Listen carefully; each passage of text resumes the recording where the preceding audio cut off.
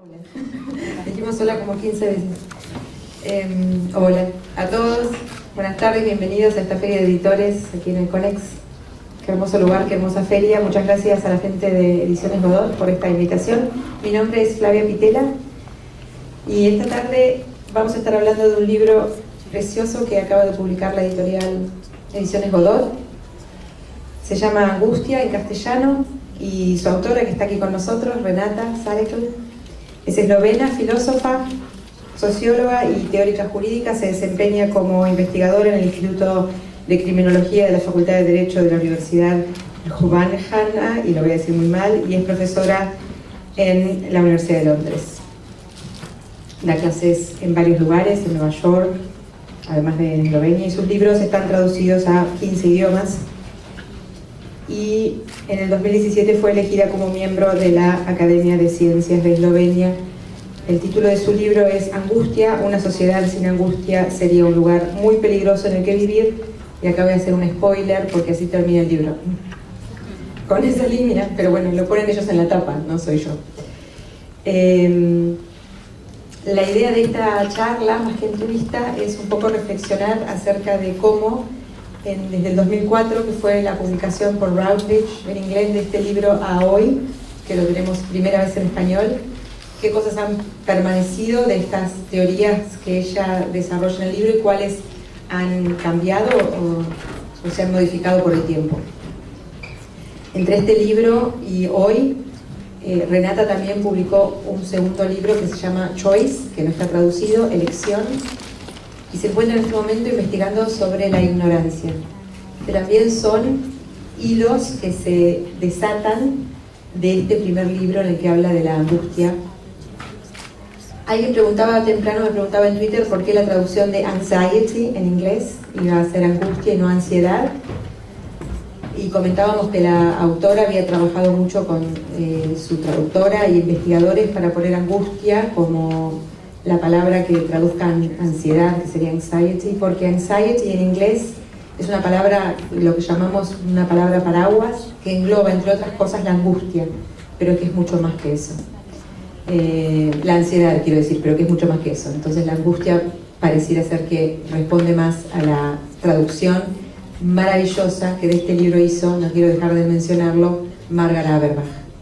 Nos encontramos con una de las mejores traductoras de la Argentina, haciendo un trabajo de investigación muy importante para poder traducir bien este libro, que está lleno de tecnicismos necesarios para la explicación de un tema tan convocante como es la angustia. ¿Cómo vamos a hacer esto? Vamos a hacerlo así. Yo voy a hacerles a ustedes una breve introducción de lo que quiero preguntar y luego voy a hablar con ella en inglés y Paula va a traducir las preguntas que ella conteste al castellano. Entonces, así hacemos un poquito más fluida la conversación. Lo primero que le voy a preguntar a Renata tiene que ver con algo que hablábamos antes de empezar y que a mí me ocupó mucho el tiempo mientras leía este libro, y tiene que ver con el tiempo. ¿Cómo manejamos el tiempo y la angustia? ¿Qué tiene que ver el tiempo y el uso del tiempo, la percepción del tiempo? Bienvenida, buenos días, buenas tardes. Muchas gracias por estar aquí con nosotros. Thank you very much for being here. Thank you for the invitation, and thank you for Edición Godot for inviting me here. My first question that I have already told the audience has to do with the idea of anxiety and time. Renata, how do we relate with time and time in this era of anxiety? How much can we perceive that time is the creator of anxiety measures time in a different way?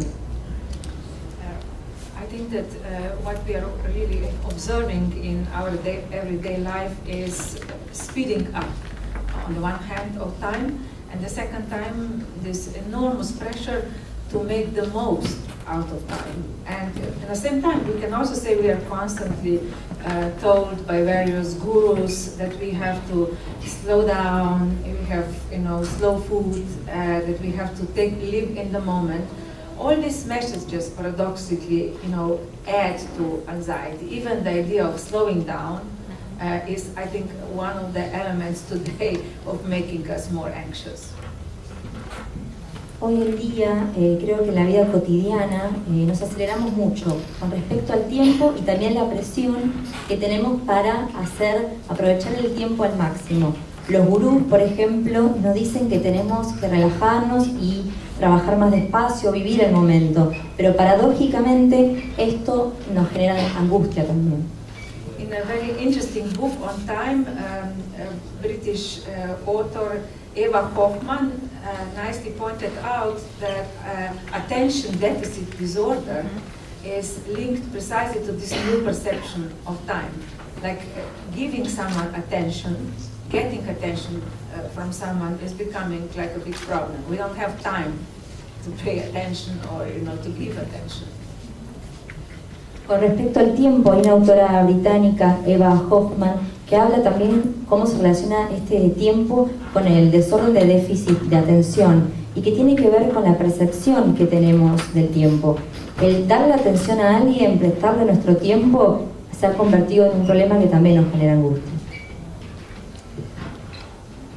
Pensando en eso, en ese sentido, en el sentido de la angustia, me gustaba ir a un punto que es el del segundo libro, pero que está presentado en el primer libro de Renata, que tiene que ver con demasiadas opciones, cuando tenemos mucho para elegir, la ausencia de una guía en la elección y la absoluta constante de que tenemos que estar entretenidos y eligiendo por nosotros mismos.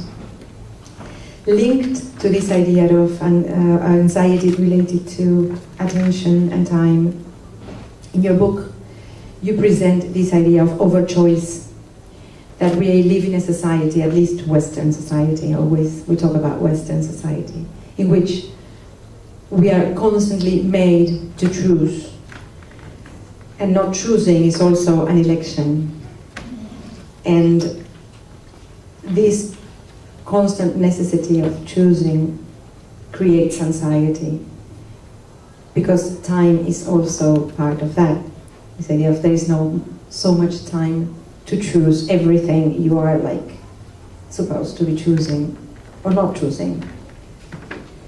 Yes, what contributes to this anxiety over choice is the perception that we can make rational choices and that we can figure out what will be the outcome of the choice, and at the same time that we can find some kind of satisfaction with our choices. For example, the whole idea of happiness, which is so promoted today, is linked to choice and also creates anxiety. Continuamente generamos angustia por el tema de tener que elegir. Y esto se debe a una percepción de que nosotros podemos hacer elecciones racionales, que podemos controlar cuál será el resultado de esa elección. Y eso también está relacionado con la felicidad, porque la felicidad hoy en día también nos inculcan que está relacionada con las elecciones que hacemos. Y eso también nos genera angustia. But the fact that we are anxious over choices is actually keeping the neoliberal regime, the neoliberal ideology very much alive. Pero el hecho de que sintamos angustia por hacer elecciones es lo que mantiene al régimen y a la ideología neoliberal viva. When we are constantly blaming ourselves that we didn't do the right choice, that we have to think again, work on ourselves, constant pressure to be better, to work hard, and so on. This kind of anxiety related to choice and the idea of success pacifies us and prevents us to think about the critique of the system in which we live. Todo el tiempo nos culpamos porque no hacemos las elecciones correctas y creemos que tenemos que trabajar más duro, que tenemos que trabajar en nosotros mismos para ser mejores y para tener más éxito. Y esta relación que existe entre la angustia y la elección es lo que evita que nosotros tengamos éxito, porque lo que estamos haciendo es eludir esa crítica al sistema en el que vivimos. Cuando se refiere a eludir la crítica y eludir las decisiones que tomamos, uno de los puntos del libro tiene que ver con la incapacidad de asumir responsabilidad por lo que hacemos porque no soportamos esta inquietud, esta sensación de no saber cómo va a salir, y la necesidad de tener que saber de antemano que la elección que hicimos es la correcta. In your book, you mentioned this idea that it is very tiring, to put it some way, the fact that we cannot predict the results of our choices, but we are forced to, or expected to, have chosen the right way. And you mentioned post-capitalism and capitalism and neoliberalism. Is there any way, or is there any aspect of human condition which is not taken over by this imposing way of living that we have today? In some way, both anxiety, choice, the idea of freedom are very important parts of subjectivity. De alguna manera, tanto la angustia como las elecciones y la idea de libertad son parte de la subjetividad. So in psychoanalysis, for example, we are talking about people making even a choice of neurosis, which is not meant as a rational choice, but nonetheless as some kind of an unconscious choice which remains choice. En el psicoanálisis hablamos de que las personas hacen elecciones neuróticas, y esto no tiene que ver con una elección racional, pero con una elección inconsciente. Sin embargo, esto sigue siendo una elección. Similarly, anxiety is an affect which is crucial for subjectivity in psychoanalytic way, but also in kind of a philosophical thinking about anxiety being linked to subject's freedom. A su vez, de manera similar, la angustia es un afecto y es muy importante para la subjetividad, tanto en el psicoanálisis como en la filosofía, en el pensamiento filosófico. Y esto tiene que ver con la libertad del sujeto.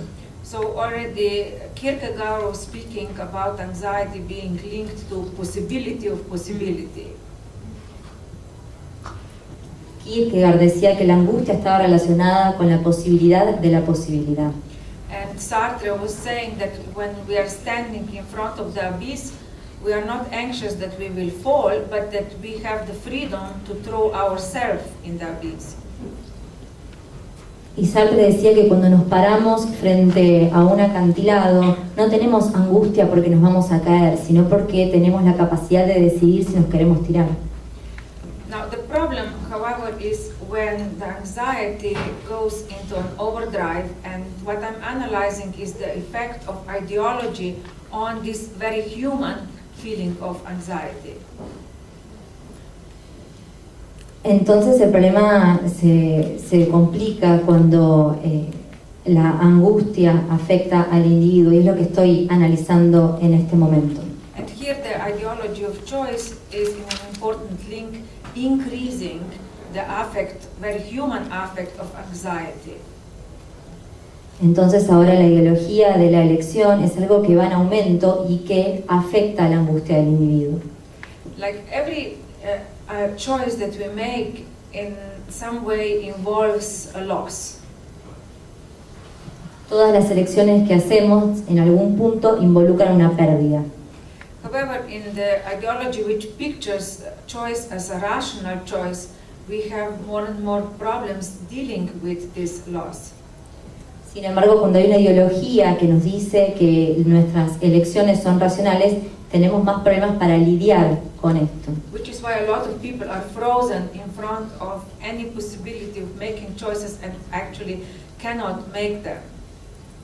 Es por eso que muchas personas se paralizan cuando tienen que tomar una decisión o una elección y no pueden hacerlo. So people don't understand often that choices are linked to our unconscious desires and drives, to what other people are choosing and to the social setting in which we live. Entonces lo que sucede es que muchas personas no pueden comprender que las elecciones que tomamos están relacionadas con nuestros deseos inconscientes, también con lo que otras personas deciden. Like economic situation very much limits our choices, rational choices we would like to make. Y esto también se ve afectado por el entorno social en que vive la persona, por ejemplo, por la situación económica, y esto puede afectar las elecciones racionales que hacemos. Neoliberal ideology, however, is constantly telling us that everyone can make it, and we just need to work hard and make the right choices, and everyone can succeed. Lo que nos dice la ideología neoliberal es que todo el tiempo estamos haciendo elecciones y que todo el mundo puede tener éxito. So the side effect of this ideology is the feeling of guilt, the feeling of anxiety, and the feeling of inadequacy. Entonces el efecto secundario de todo esto es el sentimiento de culpa, de angustia y de falta de pertenencia. Nos podemos ir ya. Yo ya me podría ir. Bueno, todas estas respuestas que nos está dando Renata, que tienen que ver con un poco el hilo conductor del libro, me llevan a una de las palabras más fuertes y más estudiadas en el libro, que tiene que ver con ser no estar adaptado, inadequacy, ¿no? Falta de pertenencia, siempre estar en falta, ¿no? Siempre estar en falta. Y cómo los medios de comunicación refuerzan, y las redes sociales y todo esto refuerzan esta idea de que uno, para pertenecer, debe pertenecer a una comunidad, para ser adecuado, para estar, digamos, nos aleja de nuestras propias decisiones y nuestras propias elecciones, que tienen más que ver con lo individual y no tanto con lo colectivo. Y de ahí quisiera preguntarle, para que ustedes sepan después, cómo eso fue cambiando en el siglo XX a partir de las guerras, que es un enlace que ya sé que es muy maravilloso, en el que va explicando cómo la sensación de pertenencia en Primera y Segunda Guerra Mundial a un grupo de soldados, por ejemplo, a una causa, algo exterior, algo superior, se cambia en las guerras de finales del siglo XX en búsqueda de un soldado individual, muy cerrado a sí mismo, sin conexión con los demás, y cómo esto generó muchísima angustia y diferentes tipos de angustia en los soldados que regresaron de las guerras. So there are two questions I want to ask you. One has to do with the word inadequacy, which for me is a very strong item that you develop in your book. And inadequacy regarding, for example, the other, this idea of Lacan's idea of the big other, who's watching you. I cannot help associating it with Orwell and 1984. Sorry, I'm from the literature world. So this idea of how it conditions this idea of inadequacy and wanting to belong, the choices we make, but more than anything else, this idea of belonging to the community. That is the first question. Yeah, Lacan famously says that the big other doesn't exist, but it nonetheless functions. Una cita muy famosa de Lacan dice que el gran otro no existe, pero sin embargo funciona. So the social setting in which we live, in which we are born, is not consistent. However, we create a fantasy of it as if it is. Entonces, en realidad nosotros creamos una fantasía de ese entorno social en el que vivimos y en el que nacemos. However, the question for the subject, quite anxiety-provoking question quite often, is who he or she is in the social symbolic setting for the big other, and also who he or she is for another human being. Entonces, esa pregunta que genera angustia en el sujeto tiene que ver con quién es esa persona para el entorno social, quién es para el otro, para el gran otro, y también para otras personas. So, to this anxiety-provoking question in regard to our identity, we only find temporary answers. Like we can say, I'm a professor, I'm a wife, I'm a mother, but all these identities are very temporary. You can very quickly lose your job, you get divorced, children grow up, don't want to have anything to do with you. So we cannot find any stability identifying with this, sort of like identities that we temporarily take on. Entonces esta pregunta que genera angustia tiene que ver con la identidad y nosotros creamos respuestas temporarias. Por ejemplo, decimos yo soy profesora, yo soy esposa, yo soy madre, pero son sin embargo respuestas temporales porque después podemos perder nuestro trabajo, nuestros hijos crecen y después ya no nos prestan atención. Entonces esto crea una falta de estabilidad porque todas las identidades son temporales. An anxious person quite often searches authorities or some points of identification, or tries to find links with other people to appease anxiety. Entonces una persona angustiada lo que hace es buscar figuras de autoridad, busca identificarse con otros.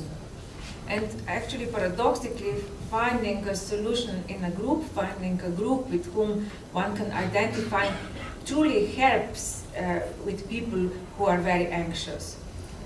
Y de manera paradójica, el hecho de identificarse con un grupo generalmente ayuda a que una persona alivie esa angustia. Which is why, as I analyze in the book, for example, soldiers are much less anxious when they are together in the group with other soldiers than when they are, for example, sent back home. Y como analizo en el libro, en general los soldados sienten menos angustia cuando son parte de un grupo que cuando se los envía de regreso a casa.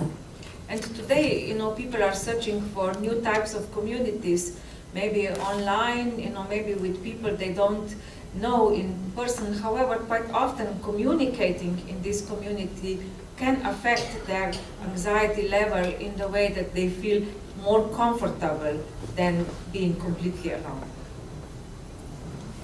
Y en la actualidad las personas en general buscan nuevas comunidades, por ejemplo en línea y con personas que no conocen cara a cara. Y este tipo de comunicación los afecta su nivel de angustia y ellos se sienten más cómodos. But sometimes with these new groups that we create online, we can have similar feelings as in real life. Estos nuevos grupos que creamos a veces pueden generarnos sentimientos similares a los que existen en la vida real. For example, women in the United States who create huge debts, who are spending too much, have created a community online where every day they are reporting into this community how they are dealing with money. Por ejemplo, en Estados Unidos hay mujeres que tienen muchas deudas porque gastan mucho dinero y formaron estas comunidades en línea para informar día a día cuánto están gastando y cómo administran esa deuda. And I was surprised reading that they feel feelings of guilt and anxiety if they have spent too much during the day when they go in the evening to the computer and are reporting about their spending habits. Y también me sorprendió saber que cuando ellos sienten culpa, por ejemplo, y angustia, si gastan mucho y después cuando vuelven a sus casas, informan sobre estos gastos en la comunidad. They will never meet these other people, and maybe some are not even people, maybe there are robots talking with them, but their feelings are the same as if they were to talk to actual people. Y en realidad tal vez nunca conozcan a estas personas y tal vez ni siquiera se trate de personas, sean robots, pero sin embargo este sentimiento es igual que si estuvieran hablando con una persona real. You mentioned the wars, and one of the chapters of the book, the first chapters of the book, has to do with the change of the wars during the 20th century, the ones we had at the very beginning of the century and late. And it reminded me of a poem by Edward Brock that I wanted to tell you about. Le voy a contar un poema de un autor norteamericano de los años 90 que se llama Edwin Brock, que escribió un poema que se llama 5 maneras de matar a un hombre. Y el poema está dividido en 5 párrafos, y el primer párrafo va explicando muy quirúrgicamente cómo se puede matar en la época de Cristo. Entonces, bueno, necesita gente con sandalias, lo escribe como si fuera una receta. Necesita gente con sandalias, una túnica, alguien que clave a un tipo a una cruz, ¿no? Así. Si no, el segundo párrafo dice, lo que necesitas es castillos y unos tipos que tengan puestos unos cascos y banderas y reyes, y va describiendo las cruzadas, y así va avanzando. Primera Guerra Mundial dice, lo que necesitas es tener muchas trincheras llenas de barro, canciones, ¿no? Bombas nuevas con gas. Y si no dice mucho más prolijo, el cuarto dice mucho más prolijo, mucho más limpito, directamente le apretas un botón. Para eso necesitas un psicópata, 2 naciones y tierra que nadie va a necesitar por muchos años. Y el último párrafo dice, mucho, mucho más barato, no te va a costar un mango, es ver lo que está parado en el medio del siglo XX y dejarlo ahí. So your chapter on war reminded me of a poem by Edwin Brock called 5 Ways to Kill a Man, which in 5 stanzas describes very neatly how to deal with death and killing. The first one refers to the death of Christ, saying that you can nail someone to a cross, and it goes on and on the Crusades, and then it goes on to First World War. Second World War says, First World War said, okay, you need trenches and a lot of mud and songs. And the fourth, it says something about just pushing a button. The only thing you need is a psychopath and 2 nations and land that no one will need for several years. But then in the last stanza it says, neatly and very cheap, what you can do is to see that he's standing in the middle of the 20th century and leave them there. So that's what I thought when I read your chapter on war. Thinking of Christ, this idea of a community of people deciding on the nailing of someone to a cross. The Crusades, people, groups of people against group, until you get to someone pushing a button, and then you get to someone who's alone standing in the 20th century. So how has anxiety evolved as from these changes in war during the 20th century, and how have they affected, with the 11th of September, our way of looking at the other in a more, global, international way, not so much the other as a construct, but the other as, the one in the other frontier. Thank you. Very beautiful question. As I explained in the starting chapter of the book, actually the anxiety in the last 100 and so years didn't change that much. However, every generation thinks that they're more anxious than the previous ones. Muchas gracias por tan hermosa pregunta. Como lo expliqué en el primer capítulo de mi libro, la angustia es algo que ha ocurrido desde hace más de 100 años incluso, que no ha cambiado. Sin embargo, cada generación cree que tiene más angustia que la anterior. So when I started researching, I had this idea that maybe we live in a much more anxious time than the previous generations, and was quickly taken aback that they were talking 100 years ago about the loss of idea of the future, the horror of the past, the horror whether we will repeat the past wars and killings. Cuando comencé a hacer mi investigación tenía la idea de que vivíamos en un tiempo de más angustia que el anterior. Sin embargo, descubrí que ya se hablaba de esto hacía 100 años, que se hablaba de la idea de un futuro perdido y del miedo que se tenía a repetir el pasado, a repetir las guerras. But what has changed after September 11 is this kind of a really long, continuous idea of crisis and an increase in all kinds of level of social control. Sin embargo, después del 11 de septiembre lo que cambió es esta idea de una crisis muy larga y también aumentó muchísimo el control social. So September 11, literally changed a lot in regards to, how the governments and also in their own way corporations are using all kinds of new forms of surveillance and social control over the people. Entonces, a partir del 11 de septiembre, lo que cambió es la manera en la que los gobiernos y también las corporaciones usan nuevas formas de vigilancia y control social. And then in the last years we have the big data, which is nowadays called the new gold or the new oil, which is collected about us all the time by the corporations and by the governments, and through manipulation of this data, and very important psychological use of the data, really unimaginable new forms of controls are happening today.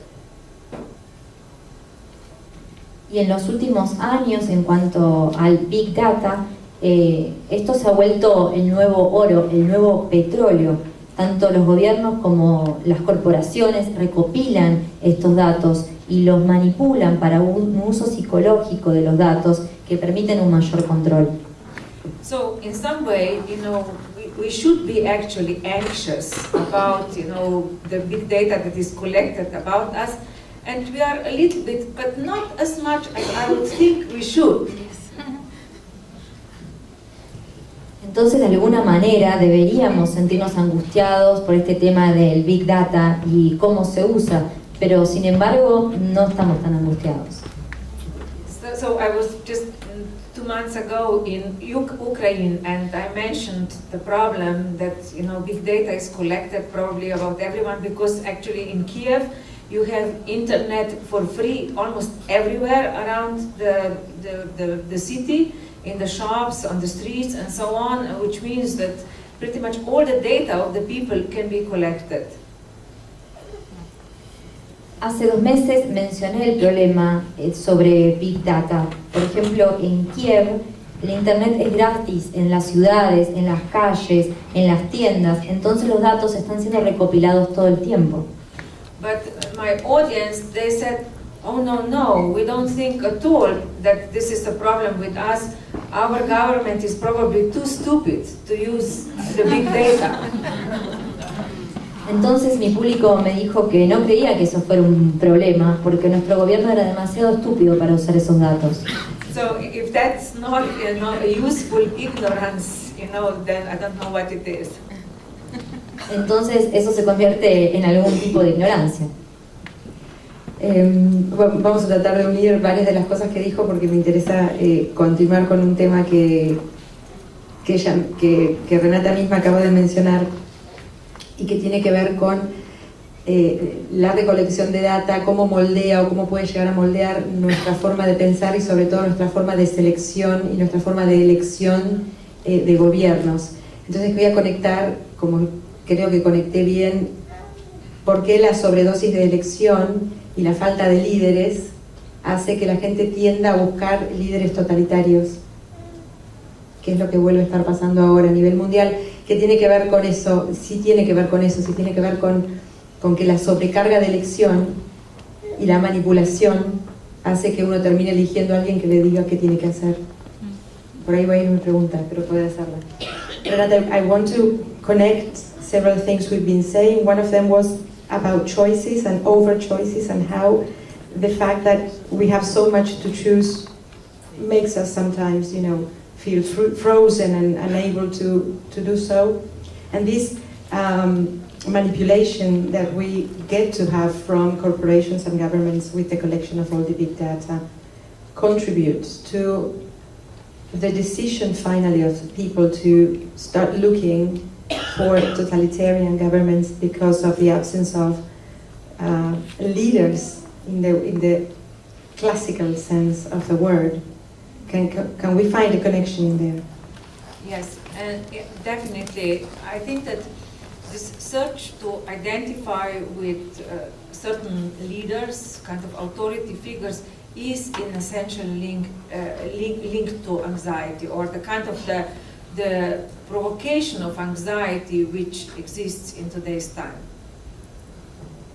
Sí, definitivamente. Creo que esta búsqueda de identificación con figuras autoritarias está relacionada con la angustia y con el tipo de provocación de angustia que se vive en este momento. In my home country, Slovenia, we recently had elections, and suddenly some parties started speaking that we have a big problem with immigrants, but we at the moment have 350 asylum seekers. Only. Por ejemplo, en mi país, en Eslovenia, hace poco tuvimos elecciones y algunos partidos comenzaron a señalar el problema de los inmigrantes. Sin embargo, nosotros solo tenemos 350 personas que requieren asilo. However, propaganda was so effective, speaking about the cost that each immigrant, is like, presumably an immigrant costs 1,300 euro per month, which no one knows where this number came. Esta propaganda se volvió muy efectiva y empezaron a hablar del costo que implica cada inmigrante. Dijeron que cada inmigrante cuesta 1.300 euros, pero no sabemos de dónde proviene ese número. Now, quite a lot of people, took this propaganda and this anxiety seriously and started identifying with the authoritarian leader who was, sort of one of the persons behind this propaganda. Entonces muchas personas se tomaron en serio esta propaganda y esta angustia y comenzaron a identificarse con estos líderes autoritarios que generaron la propaganda. In other European countries and also elsewhere in the United States and so on, we have seen this turn towards authoritarian leaders, towards leaders who appear actually to be without anxiety, but who are very skilled in provoking anxiety on the side of the population. Entonces hemos visto que en muchos países europeos y también en Estados Unidos la gente se ha volcado a identificarse con estos líderes autoritarios que parecen no sufrir angustia, pero sin embargo son muy efectivos generándola. El libro yo le decía a Víctor más temprano, al editor de Ediciones Godot, es un libro para hacer un seminario. Entonces, perdone si yo voy saltando de preguntas, pero quiero cubrir la mayor cantidad de cosas posibles y no tenemos mucho tiempo. Si tuviéramos un seminario sería fantástico, podríamos estar hablando más o menos 100 horas de cada uno de los puntos que plantea en este libro. Me gustaba moverme ahora a un capítulo que sigue al de la guerra y a la cosa más colectiva, que es el capítulo sobre la intimidad y la vida íntima y la angustia, los roles íntimos, la significación del otro, los roles de madre, de padre, de hijos, cómo la angustia provoca cierto tipo de formas de estar en el mundo. I was telling Victor this morning that this book is for a seminar, not for a talk. So that I'm like jumping on your chapters because we should stay on and on in every one of your answers. So I'm sorry if I'm just not re-asking you a lot of questions that I would like to ask you now and just keeping into chapters. You move from the chapters that have to do with external or public causes of anxiety into the more intimate ones, which are, human relationships inside houses. And you spend quite a long time in the book in reference to motherhood, giving examples of terrible situations in which mothers have killed their children to protect them from themselves. En el capítulo que se refiere a las madres, no sé cuántos de ustedes leyeron el libro. Levanten la mano. Bien, léanlo después para ver qué interesante. Pone como ejemplo madres que mataron a sus hijos y se entregan luego y explican que los mataron por distintas razones. Una de ellas es para salvarlos de ella misma, y otros de una mujer que mata a sus hijos, que fue hace muy poco, se recordarán, los tira a un lago adentro de un auto porque su nuevo novio no quería a sus hijos. Entonces vamos a ir por ahí, por ese lado. Y voy a hacer referencia al hecho de que tuvimos nosotros estos días y estos meses la discusión pública sobre la legalización del aborto y el lugar que ocupó el cuerpo de la mujer y la mujer en la mirada de uno y otro lado con respecto a la autoridad que tiene con respecto a eso y a la independencia de pensamiento y a la asociación que se hizo de la cosa de que uno es madre por naturaleza. So my question is, and we'll be talking about this a little bit, you stop a lot to speak about mothers and mothers in relations to their children and how children respond to parent anxiety. And I was asking you before if you were aware that we've been having this conversation, this public conversation about the legalization of abortion in Argentina, and how it is that in these roles that you were mentioning right now, we are expected to be something. So you have to choose not only which shoes to wear, but you also have to choose whether you're going to be a professional, a mother, or a murderer, and how does that develop in our society today? Yes, happily, feminism has contributed, vastly to the possibility of women to make choices in their lives, choices about their bodies, especially the choices about reproduction. Por suerte, el feminismo contribuyó a la posibilidad de que las mujeres tomaran decisiones y eligieran con respecto, por ejemplo, a su cuerpo, a si querían ser madres o no. Having children or not, this decision is anxiety-provoking. La decisión de tener hijos o no genera angustia. And in today's times when we are under a lot of pressures, in all kinds of directions of our lives, to, let's say, work, to find ways to economically survive as men and as women, and when it is becoming actually really complicated also to form love relationships and to find in some way love relationships that have at least some security in it. We know that love relationships are getting actually more and more complicated in our highly individual life. Hoy en día tenemos mucha presión en nuestra vida, por ejemplo, para conseguir un trabajo, para sobrevivir económicamente. Y esto también se vuelve complicado en cuanto a las relaciones amorosas, ya que eso genera un problema de seguridad. Sabemos que hoy en día las relaciones son mucho más complejas debido a que somos más individualistas. For a woman in this neoliberal times not to have the possibility to make a choice in regard to her reproduction is truly, a form of slavery about which publicly just recently Margaret Atwood was speaking about. En tiempos neoliberales, el hecho de que una mujer no pueda hacer elecciones en cuanto a si quiere ser madre o no, a su reproducción, es algún tipo de esclavitud, como mencionó recientemente Margaret Atwood.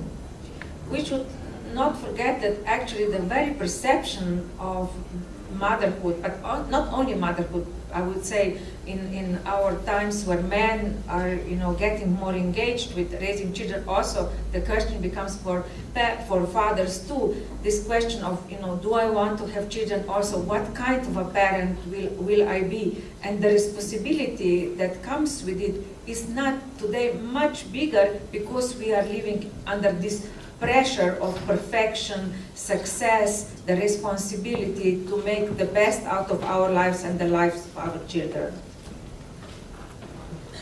Y no debemos olvidarnos también que esta percepción de maternidad, que también tiene que ver con la percepción que tienen los padres, ya que los hombres hoy en día se involucran más que antes. Entonces ellos deben decidir si quieren tener hijos, qué tipo de padres quieren ser.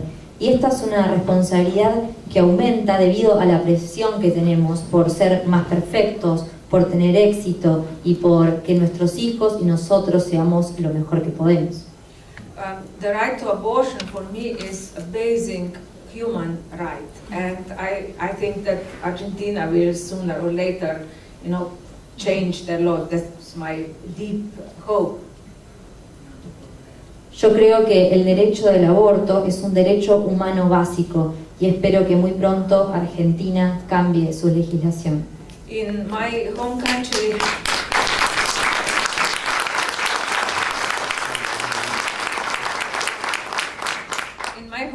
we have had legislation of abortion already in mid-70s in former Yugoslavia, and also fully provided, fully actually paid contraception for every woman who wanted, which is why I don't remember that abortion is at all like a problem.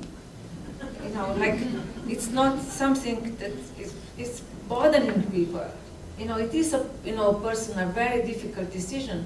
But, actually, because we live in society where abortion is free and contraception is fully available, the number of people who have abortion is actually quite low. En mi país, en Eslovenia, se aprobó el aborto en los 70, cuando todavía era Yugoslavia.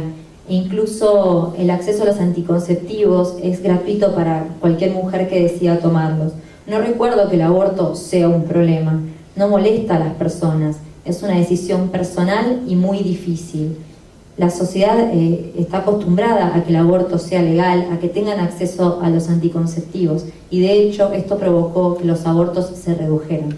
So, some years ago there have been small attempts to limit the right to abortion, which didn't get any public support. Hace algunos años hubo algunos intentos de limitar el derecho al aborto, sin embargo no tuvieron éxito. But when we looked at the statistics of who has abortions, it was not young women who presumably enjoy too much sex. Si observamos las estadísticas sobre quiénes se realizan los abortos, no eran lo que uno supondría, mujeres jóvenes que disfrutan del sexo. Mostly it were older women, maybe 40 or older, which got pregnant by coincidence, who already had a couple of children and literally didn't want to have more, or didn't even have economic means to think about having more. Se trataba de mujeres de 40 años, incluso más, que no habían planificado quedaron embarazadas por casualidad y que ya tenían incluso algunos hijos. Entonces decidían tomar esta decisión porque tal vez no querían tener más o no tenían los medios económicos para hacerlo. So it was women who thought that they are already in menopause and they were not. So that was like the statistics which showed that abortion is not linked to some kind of a reckless, irresponsible behavior. Especially when contraception is widely available and people are educated about sexuality. Entonces las estadísticas mostraron que se trataba principalmente de mujeres que estaban cerca de la menopausia y el aborto no estaba vinculado con un comportamiento así irracional y descontrolado, digamos. Esto se debe a que los anticonceptivos y la educación están ampliamente difundidos. Bueno, voy a seguir adelante con el libro. I'm going to go on with the book. We could spend hours talking about this. People can move to Slovenia. Yes, I think muchos de nosotros estamos pensando en mudarnos a Eslovenia. Pero bueno, hay que ver el tema de la visa. Well, I don't know whether it's the visa and the learning the language, but we'll make it. No, lo podemos hacer, sí, lo podemos intentar. Creo que va a ser más fácil. Como están dadas las cosas acá. Voy a preguntarle un tema que es muy interesante en el libro, que tiene que ver con la posibilidad de dar testimonio. Cómo la posibilidad de dar testimonio frente a situaciones muy difíciles reduce o no la angustia, y cómo muchas veces la gente se niega a dar testimonio de algo porque dando el testimonio de algo resulta que eso se vuelve real. Mientras que por otro lado funcionaba como algo que podía llegar a manejarse como una fantasía, ¿no? Gente que creía que había ido a la guerra como si fuera una película, o gente que había estado en un campo de concentración y lo había vivido como si fuera un documental, ¿no? Y contarlo se volvía real. There is something very interesting in your book about giving testimony, memory, and the idea of the real and the fantasy. How giving testimony can become something that takes away some of the anguish and anxiety it provokes, but at the same time people try not to give testimony because that would mean the end of the fantasy through which they lived. There is a case in Argentina of a writer, Mónica Davidovich, and she wrote a book called All My Names. Le voy a contar la historia de Mónica Davidovich, un librito que se llama Todos Mis Nombres.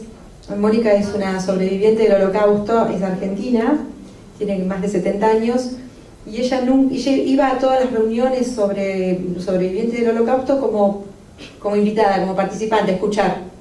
Hasta que un día alguien le dijo, pero vos sos una sobreviviente también. Se llama Todos mis nombres porque en su vida tuvo que cambiar 5 veces de nombre para poder sobrevivir, escapándose del holocausto. This woman used to attend meetings of survivors of the Holocaust here in Argentina, but as a participant, as an audience.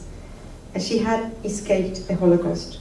She had migrated, changed 5 times her name in order to survive, lost her family, lost everything to, the camps. And someone, when she was already 70, told her, you are also a survivor. So You are also a survivor. And once someone told her she had been a survivor, she started writing her diary and remembering a lot of things, and came to the conclusion that she had lived through Holocaust and had denied it. And she was telling the story of some other people, but not her own story. So testimony, memory, and giving word to anxiety, how does it change that reality? Yes, I recently read a very interesting story of a daughter of a Holocaust survivor asking mother to tell her, what happened in the camps, and mother refused throughout her life to say anything, about her experience, until one day she said, I will write you my story, but I can't tell it, I will write it to you. And she gives her daughter, a letter. She said, this is my story. The daughter opens up the letter, and inside are 4 empty pages of paper. And after that, the mother died, and the daughter wrote sort of like this story as the problem of never hearing and never having testimony, and living with this kind of a guilt, the feeling of guilt, which the second, sometimes even a third generation of survivors can have, because we know from Freud's times on that trauma goes from generation to generation, and the inability to put it in words is something that we know is related to trauma, and sometimes, precisely also talking that someone else actually had trauma, like in your experience, and not us. Hace poco leí una historia sobre una hija de una mujer que había sido sobreviviente del Holocausto, y ella le pidió a su madre que le contara cómo había sido su experiencia. Su madre se negaba, pero un día le escribió una carta. Dijo, no te lo puedo contar, pero te lo escribí acá. Cuando la hija abrió el sobre, dentro había 4 hojas en blanco. Luego la madre murió y quedó la angustia que sintió la hija por no haber escuchado esa historia, por no haber tenido el testimonio de su madre. Incluso esta culpa continúa luego de una segunda o tercera generación de personas que sufrieron el trauma. Como Freud decía, el trauma es algo que continúa de generación en generación, y a veces el hecho de no poder decir algo con palabras, de no poder verbalizarlo, es algo traumático. Y como mencionabas vos, el hecho de no poder contar algo también genera angustia. I have been looking in the last years at the traumas that Bosnians are experiencing after 20 years of war. And I have met a number of people who are searching still for the remains of the people they have lost, and have an enormous belief that forensic science will in some way help them with their trauma. Hace muchos años que investigo el trauma que han sufrido en Bosnia luego de 20 años de guerra, y descubrí que hay muchas personas que todavía continúan buscando los restos de las personas que fallecieron allí, y tienen fe en que la ciencia forense les permitirá superar este trauma. And then I met a person who, after 15 years of searching for his father, he finally found his remains, a couple of bones in one mass grave in Bosnia. Incluso conocí una persona que luego de 15 años de buscar a su padre, encontró algunos restos, algunos huesos en una fosa común de Bosnia. And he said, when I found him, things actually got worse. Y dijo, cuando lo encontré, en realidad las cosas empeoraron. Because the very act of searching was holding him together. He had a goal. Every time searching, maybe I find him. Finding him, he said, I lost my goal. And the pain, was in some way worse than it was before. Y luego de este acto de buscar, era en realidad su objetivo, era lo que lo mantenía en pie. Cuando perdió su objetivo, se desmoronó y comenzó el dolor. A mí me gusta terminar mis entrevistas con un juego que hago, que es una tortura interesante que le hago a los autores, que es un juego de 10 palabras. Yo digo 10 palabras y me tienen que contestar con 10 palabras. Uno a uno es como un ping-pong, pero tiene que ser una sola palabra y no pueden repetir las palabras. Y eso para un autor es medio tortuoso, genera angustia. Y en este caso me voy a vengar de la angustia que me generó el libro. We're going to play a game that I always play with my interviewees. And the game is like this. I'm going to say 10 words, one by one. To each word I say, you answer one word. It cannot be 2 words. And it cannot repeat the words. I know you must be very anxious now, and I hope you are, because I was anxious reading you. Okay. So, shall we start? In which language? I'll say it in English, but I'll translate. ¿Sí? Vos traducís la que ella dice. Estamos así recoordinadas, como verán con Paula, que es una genia absoluta. Because it's like a psychoanalysis in public. Okay, yes. Como una sesión de psicoanálisis en vivo. You have to pay. Medios de comunicación, media, Television. Televisión, guerra, war, Peace. paz, cambio, change, Money. dinero, identidad, identity, Lack. falta, testimonio, testimony, Silence. silencio, culpa, guilt. Shame. vergüenza. No hablamos de la parte de culpa, hay una parte importantísima que trata de la culpa en el libro. Tenemos que hacer un seminario. Víctor, ¿dónde estás? Hagamos un seminario con este libro. No está.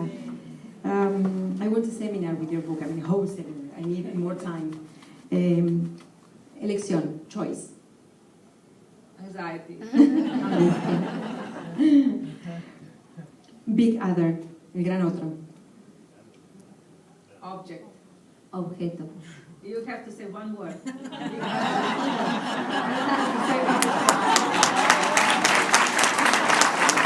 Yo pongo las reglas. This is my rules. Let's say that big other is a concept. Big other. The object, small a. Small a, okay. That's good. La chiquita.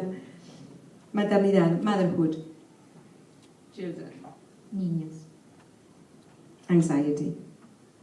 Choice. Elección. Gente, Renata sabe que el libro lo publica Ediciones Godot, se llama Angustia.